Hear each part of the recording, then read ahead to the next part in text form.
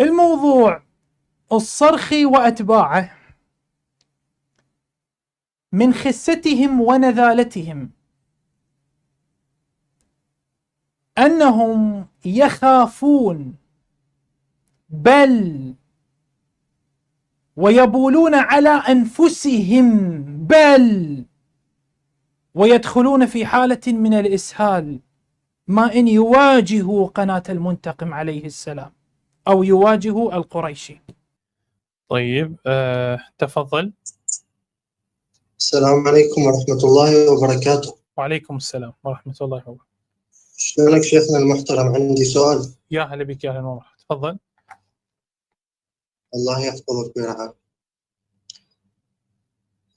الله سبحانه وتعالى يقول، بس الآية ثواني: إن الذين يكتمون ما أنزلنا من البينات والهدى من بعد ما بيناه للناس في الكتاب أولئك يلعنهم الله ويلعنهم اللاعنون. وعن مولانا الإمام الصادق عليه السلام يقول: إن الأمر بالمعروف والنهي عن المنكر سبيل الأنبياء ومنهاج الصلحاء، فريضة عظيمة بها تقام الفرائض وتأمن المذاهب. شيخنا المحترم، لمدة 1191 سنة والإمام محمد بن الحسن العسكري عليه السلام كاتم لعلمه وكاتم للبينات وقاعد عن فريضة الأمر بالمعروف والنهي عن المنكر ومخالف لأوامر الله، فهل تستطيع يا شيخنا المحترم أن تثبت آثاره العلمية والعملية والدينية والدنيوية طيلة فترة الغيبة الكبرى؟ تفضل. أنت شيعي جنابك ولا سني؟ نعم أنا شيعي. لا، أنت المفروض تقول تعترف أنه أنت سني. أنا شيعي موحد صرقي، لا أعتقد بالمهدي محمد بن الحسن العسكري. تفضل جاوب. شنو صرخي؟ اي نعم. شيعي موحد؟ جاوبني يا شيخنا، سألتك. غير كلام خايس هذا، محترماتي لك، ما في مشكلة. يلا. ليش أنا سألتك باحترام شيخنا؟ ليش أنا هم أجاوبك أنت تعرف أني عادي أنه أسب ربك، جيد، بس أعرف هذا الشيء. بس أنا سألتك باحترام، يعني ما أنا راح أجاوبك. خو أنا ما متجاوز، والله ما متجاوز عليك، راح أجاوبك. ايش بيك؟ يلا تفضل. فهذا السؤال في ديني أنا، ليس في دينك أنت، صح؟ شنو تقصد يعني في دين ليس في دينك؟ يعني بالنسبة لك أنت بالنسبة لي دين ثاني، أنا ما أعرفك، ولذلك أسب ربك ودينك وأنبيائك، جيد؟ فهذا بالسؤال بالنسبة لديني. هاي أخلاقك يعني، بس ماكو مشكلة. جاوبني. كافي لك لا تاكل تبن شب. راح أجاوبك من ديني. جاوبني باحترام. فأنت راح تحاسبني على ديني، بما أنه أنا أعتقد بالمهدي وأعتقد بالأئمة 14، فأنا الآن راح أجاوبك من ديني، راح أقلب ربك الصرخي، جيد؟ هاي أخلاق مهديك. سؤالي صدمك طشر عقلك واللي جاءت للسب والشخصنة. لأن الشيعة الأصولية مثل الصرخي، نفس القذارة. تفضل جاوب. الاثنين نفس الرب، فد واحد قندرة خايس. الاثنين جاوب. الشيعة الأصولية طيتك إلزام جاوب. المهدي مخالف للقرآن. لأن تجمعهم الأصولية أثبت آثار وهي المهدي. علم الرجال وأصول الفقه. أين ملازمة المهدي للقرآن؟ أين أمره بالمعروف ونهيه عن المنكر؟ من جماعة أين أمره بالمعروف ونهيه عن المنكر؟ المهدي كاتم للعلم. ليش هذا السب والتجاوز؟ تفضل جاوب. وهي هذا الجواب من ديني، فلازم أنت تحاسبني على ديني مو على دينك، لأن أنت عندك دين ثاني، وهو دين مثلا ما يعترف بالمهدي مثل ما تفضلت أنت. واضح؟ انطيتك آية ورواية ما تعترف بهم؟ الآية والرواية اللي اعطيتني اياهم مو يم المهدي، أنت طبقتهم على المهدي. يعني مثل أنا هسه الآن أجيب لك رواية: ما من مخالف لأهل البيت يولد إلا ويضع الشيطان إصبعه في دبره، يعني الشيطان حط إصبعه بيك، ما يصير نجيب نطبق على أي واحد، صح لو مو صح؟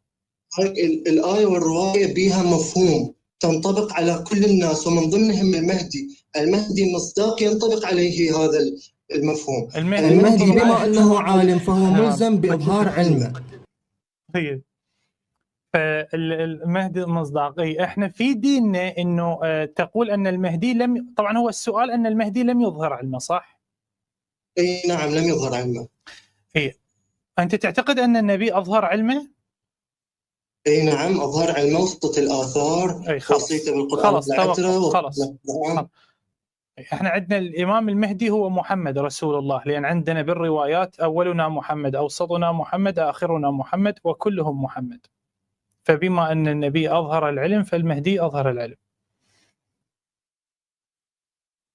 شيخنا المهدي مكلف، هو يمثل إمامة النبوة وإمامة القضاء وإمامة التبشير والإنذار، فهو هذا ما مكلف اعرف، بإظهار هذه علم كلمات حالة من حال انذار باقي اصفر انذار الأئمة. احمر، هاي بكرة القدم. احنا نتكلم عن الامام المهدي، ما اعرف هذا، لا تقول لي تبشير وما هذا ما اعرف. طباشير هذا طبق قديم، هذا وظيفة الان يستعملون الأنبياء. قلم. هذا مو موضوعنا احنا موضوعنا هل المهدي بلغ ولا ما بلغ؟ نعم المهدي بلغ. لماذا؟ لان تفضل المهدي هو اعطيني محمد تبليغ رسول الله، المهدي. في روايات ان كلهم واحد. انتهى الموضوع. تفضل اعطيني تبليغ المهدي. ألف طول الغيبة الكبرى ماكو ولا أثر للمهدي. تسمعني شيخنا؟ شوف انا وين جاوبتك، انت وين تجاوب؟ شيخنا القرآن يأمر العالم بأن يظهر علمه، فأين إظهار المهدي لعلمه؟ تفضل. وجواب اللي قبل قليل جاوبته.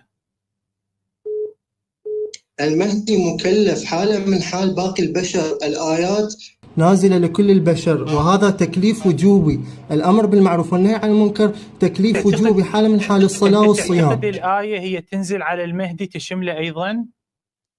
نعم تشمل حتى النبي وتشمل كل الأئمة وكل البشرية. لا احنا عندنا العكس، احنا عندنا الآية تخرج من الإمام له أحكام خاصة. أنطيك دليل على هاي القوادة اللي موجودة عندك بدينك الصرخي؟ أنا أنطيك دليل. مثلا من قوادتكم أنتم كتتبعون هذا الخايس أو هاي أخلاقك يعطيني الأصولية. شنو المهدي ما تنطبق عليه آيات الله؟ من جايب هذا الخرط هذا؟ يلا تفضل تضحك على الناس، يلا تفضل. شلون النبي تزوج أكثر من 4؟ شنو صوتك مو واضح؟ شلون النبي تزوج أكثر من 4 والقرآن قال بس 4؟ إذا ثبت بأنه تزوج أكثر من 4 فالمبرر أنه تزوجهم متعة وليس زواج دائم. زوجهم متعة. شلون؟ أعطينا دليل لو سمحت، أعطينا دليل.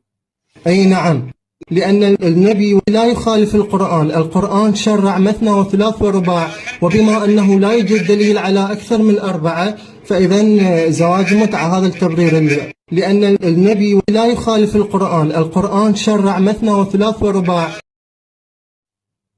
يعني أنت تعتقد أن النبي ما له أحكام خاصة، صح؟ النبي لا يخالف القرآن. إذا أكو إلى أحكام خاصة تكون مذكورة بالقرآن. أنت عندك دين هو مو دين اللي أنا المفروض من أجاوبك من. شوف أنا سألتك وأنت عاجز تجاوبني، عاجز تثبت آثار مهدية. والله العظيم كان جاوبته بطريقة علمية توقف العقل. أنت بدينك عاجز تثبت لي آثار المهدي. مو قادر أتعامل وياك بصراحة، أقول لك إياها، أنا إنسان منصف. لأن أنت عاجز، دينك باطل، مهديك خرافة ووهم. تكبر على الذين علوا فاستعلوا وضربوا بالقندرة. إيش تعتبره؟ شوف هذا مستواك بس سب وشتم. أنت حتى الآن أنت عاجز. لأنك شيعي مع احتراماتي إلى قدر مو قادر أجابك. تعرف ليش؟ أنا أقول لك ليش. أنت مو راضي تعرف أنا ديني يختلف عن دينك. السني من يجي يعرف أنا ديني يختلف عن هسه دينك. جاوبني بدينك أنت، شو دينك خرابيط ما جاي تعرف وش تجاوب. نجيب آثار المهدي يلا. يشوف ماذا عراقي خايس أمشي من دم شيعي من جماعة الله. مو أنا قبل قليل قلت لك إبلاغ المهدي هو إبلاغ النبي باعتبار كلهم واحد، فانتهى الإشكال. النبي وصلت لنا آثاره.